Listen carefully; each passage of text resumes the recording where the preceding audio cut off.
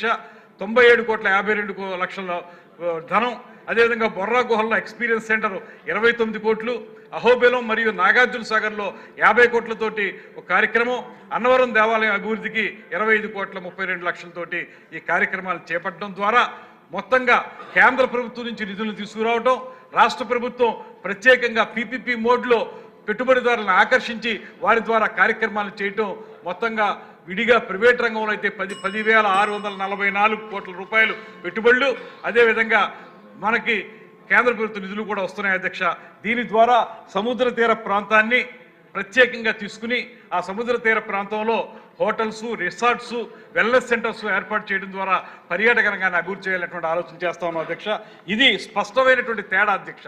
2019-24లో ఆ ప్రభుత్వం చేసినటువంటి దుర్మార్గపు పనులు, పర్యాటకాన్ని పడకెక్కించినటువంటి పనులకి భిన్నంగా ఇవాళ ముఖ్యమంత్రి గారి నేతృత్వంలో ఆంధ్రప్రదేశ్ రాష్ట్రంలో ఒక పక్కన టెంపుల్ టూరిజం కానివ్వండి, మరో పక్కన ఈ కోస్టల్ టూరిజం కానివ్వండి, వెల్నెస్ టూరిజం కానివ్వండి, ఉప ముఖ్యమంత్రి గారి నేతృత్వంలో ఎకో టూరిజం కానివ్వండి, ఇవన్నిటినీ కూడా పెద్ద ఎత్తున తీసుకొచ్చి ఈ ప్రాంతాన్ని విశేషంగా ఆకర్షించడానికి, పర్యాటకులు తీసుకురావడానికి ఒక ప్రయత్నం జరుగుతుందనేటువంటి విషయాన్ని తమ ద్వారా సభ్యులకు తెలియజేస్తా ఉన్నాను అధ్యక్ష. నమస్కారం. ధన్యవాదాలు అధ్యక్ష. మంత్రి గారు ఇచ్చిన సమాధానం మాకే కాదు రాష్ట్ర ప్రజలకి, మా చీరాల ప్రజలకు కూడా సంతోషాన్ని ఇచ్చింది. అయితే ఒక 2 విషయాలు మీ దృష్టికి తీసుకురావాలి. మాకు డిజాస్టర్ మేనేజ్మెంట్ కింద Panchayat Raj and rural development వారు సింగిల్ రోడ్ని డబుల్ రోడ్గా చేయడానికి ఒక 8 కోట్ల రూపాయలు శాంక్షన్ చేశారు.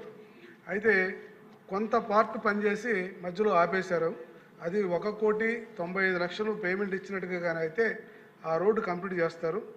ఇక్కడ ఇంకో విషయం ఏంటంటే ఈ చీరాల బీచ్కి చీరాల, అద్దంకి, పచ్చూరు, చిలుకలూరుపేట నుంచి కూడా ఈ వినాయక చవితి సందర్భంలో పెద్ద ఎత్తున జనం వస్తూ ఉంటారు. అలాగే ముస్లిమ్స్ పండగ జరిగినప్పుడు కూడా చాలామంది వస్తుంటారు. కొన్ని మౌలిక సదుపాయాలని అంటే పెద్ద ఎత్తున చేసేటువంటి కార్యక్రమాలు చెప్పారు, కానీ కొన్ని మౌలిక సదుపాయాలు ఏర్పాటు చేస్తే టూరిస్టులు ఇబ్బంది పడకుండా ఉంటారు. అలాగే NH 167A అనేటువంటి ఒక మంచి రోడ్డు మాకు మిర్యాలగూడ చీరాలకి ఒక రోడ్డు వేస్తున్నారు. ఆ రోడ్డు వచ్చిందంటే ఇప్పటికే 20-25 మంది వస్తున్నారు. అది పిడుగురాల నుంచి వాటర్ వే వరకు వస్తుంది. ఇంకా జనసాంద్రత పెరుగుతారు కాబట్టి సదుపాయాలు పెంచమని. అలాగే మరి నేను, నరేంద్ర వర్మ, బాపట్ల ఎమ్మెల్యే, మా ఇద్దరికి కలిపి సూర్యలంక నుంచి వాటర్ వే వరకు కనెక్టింగ్ రోడ్డుకి 10 కోట్ల రూపాయలు కలెక్టర్ గారు శాంక్షన్ చేశారు. ఆ రోడ్డు కూడా ఇస్తే ఇదంతా కూడా మంచి అవకాశాలు వస్తాయని తర్వాత చాలా చక్కగా వారు చెప్పారు కాబట్టి ఇంకెక్కువగా మాట్లాడేదానికి లేదు. చీరాలకి అయితే తెలంగాణ, ఆంధ్ర, అలాగే రాయలసీమ నుంచి కూడా పెద్ద ఎత్తున జనం వస్తూ ఉంటారని చెప్పేసి తెలియజేస్తున్నాను. మంత్రి గారు ఇంత సుదీర్ఘంగా చెప్పిన తర్వాత ఇక దీని గురించి మాట్లాడక్కర్లేదు. వారు చెప్పే మాటలన్నీ వింటే మరి ఒక శాసనసభ సభ్యుడిగా నాకే చాలా ఆనందం వేస్తుంది. ప్రజలు సంతోషపడతారని ఈ సందర్భంగా మీకు తెలియజేస్తూ ధన్యవాదాలు అధ్యక్ష. ఎమ్మెల్యే గారు చెప్పడం వేరు, చేయడం వేరు.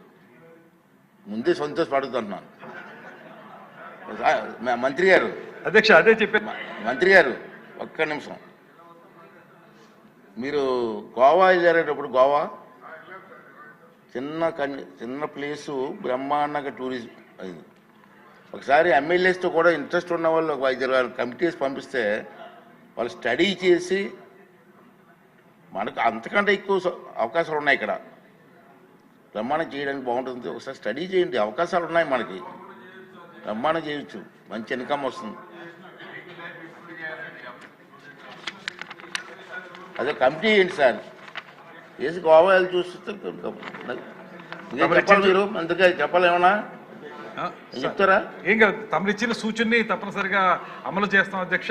తర్వాత ఇందాక తమరు చెప్పినట్లుగా మనం ఆ వ్యత్యాసం కూడా అందుకే చెప్పాను అధ్యక్ష. మనం గత శాసనసభ సమావేశాల్లో చెప్పాం చేస్తామని. ఇవాళ మీకు అందులో 50% ఇంప్లిమెంటేషన్లు తీసుకొచ్చాం అధ్యక్ష.